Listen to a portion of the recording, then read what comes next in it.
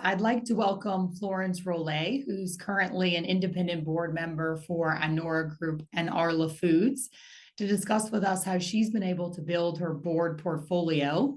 And before starting her board career, Florence worked in sales, marketing, and general management for leading companies like Coty, Christian Dior, and Tiffany & Co. So welcome, Florence.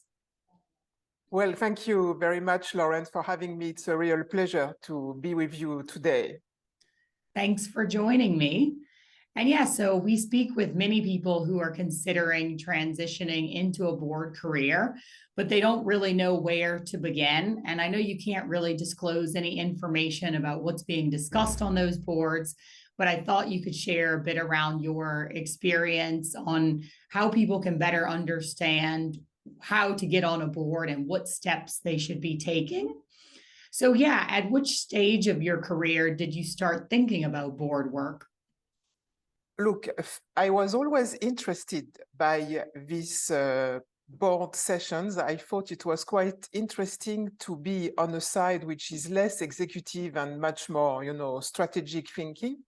So, of course, in order to join such a board, you need some experience, obviously, and some senior position so that people can really trust your experience. And actually, my first board, I think I had around 26 years of experience when I joined it. It was Rémy Cointreau, and it was really a very interesting way for me to discover the role of a board member in a company when you are totally out of the executive side of things.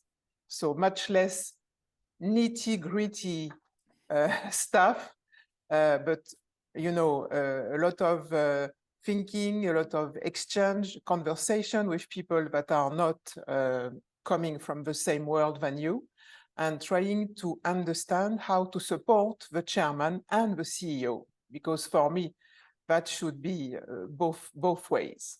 Sure. And what should the candidate have prepared and how much time should they expect to invest?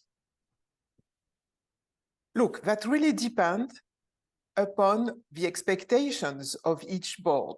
Each board has its specific rules of governance. So some might say that they want a board meeting every month, and some others will say that they just want to meet 4 times a year. So that's really something that you need to understand, of course, in the discussions that you take before joining. You need to understand what are the expectations, what are the prerequisites, what is the chairman expecting from you. And of course, joining a board means a lot of pre-work. So it's not only a matter of attending a session, it's also a lot of pre-read, a lot of reflection in, prior to any meeting. You can also be requested for specific missions that are related to your past experience and to your knowledge or expertise, so that you can contribute to any specific topic. So it is indeed a lot of work.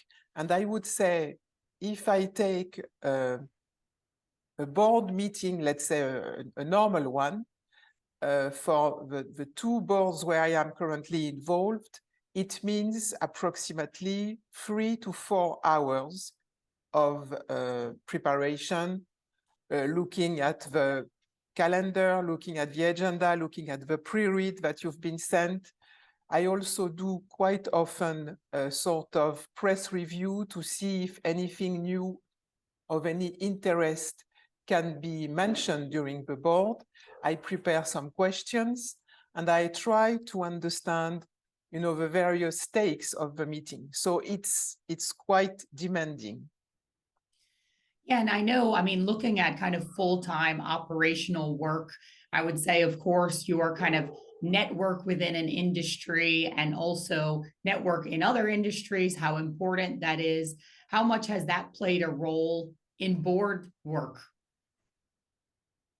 I think it's very helpful to have a broad experience because then you are able, to be more agile, I would say. And of course, each board member has its specific profile, its specific way of operating, its specific expertise.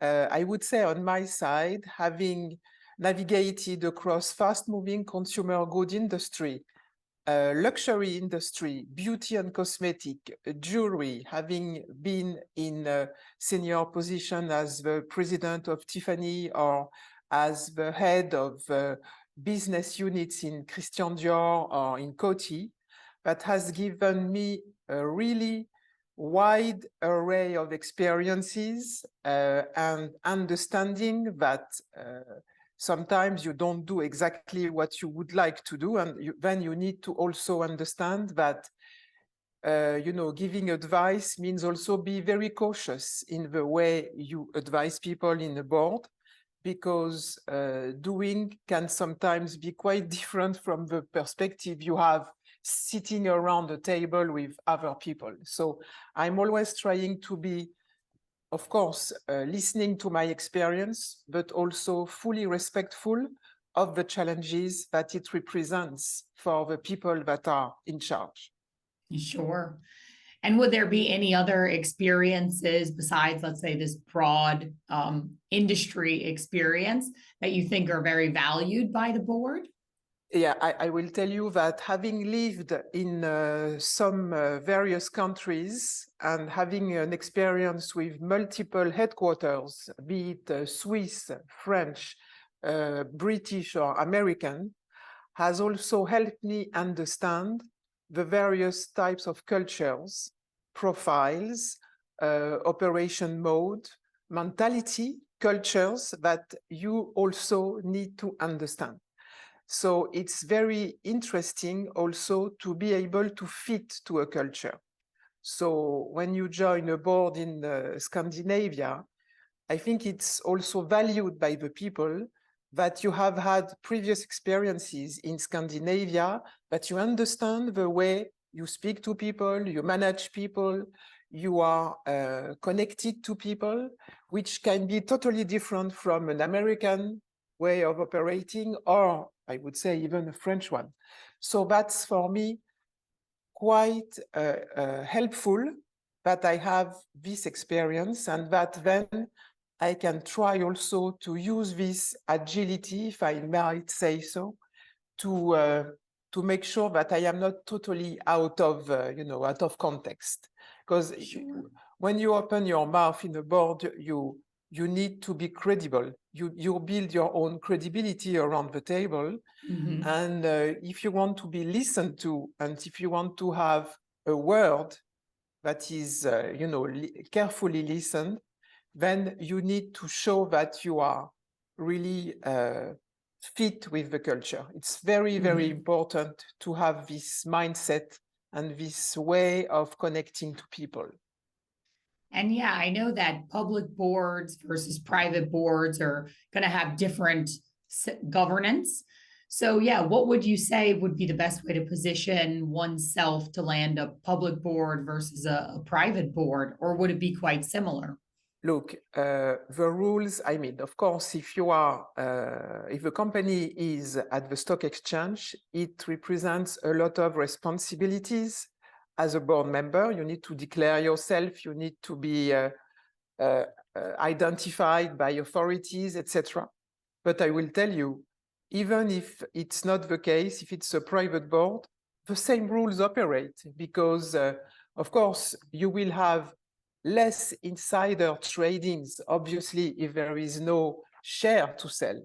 But to be honest with you, you share the same confidentiality, you share the same respectful rules of the governance, and you cannot speak of any content of any board, public or private, it's exactly the same. So at the end, the duties are very, very similar. I would say that the public one means that you are identified by authorities as a potential trader. That means you need to respect rules, sorry, that will prevent you from doing any insider trading, which is extremely important and that everybody should keep in mind on a everyday basis. All right.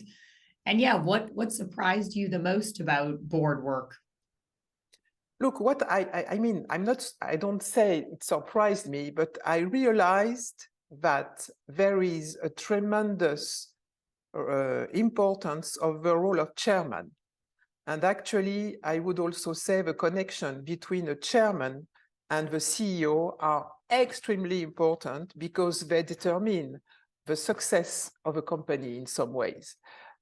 Because chairman has a very important influence on the decisions that a company is making in investment, in all sorts of initiatives. And of course, a board is there to accompany the CEO in its everyday execution of the strategy. And so to me, I would say that it is probably what I learned, that the role of a chairman and the connection with his CEO or her CEO are absolutely crucial. And as a board member, you need to understand that and to play also a role in the way you connect to both of them. Sure. So that's for me what I probably have understood out of my 10 years of experience in boards. That's what I would say. It's very interesting, and I think that the chairman role is absolutely a fantastic role to play also, because it's requiring all the same skills of managing your board, managing the strategy, taking decisions in investment that can be very important for the future and the financial assets of a company. So I think it's a really very interesting role to have. That's more or less what I would say about what I learned out of this experience. All right, Florence. Well, thank you so much for all of this insight.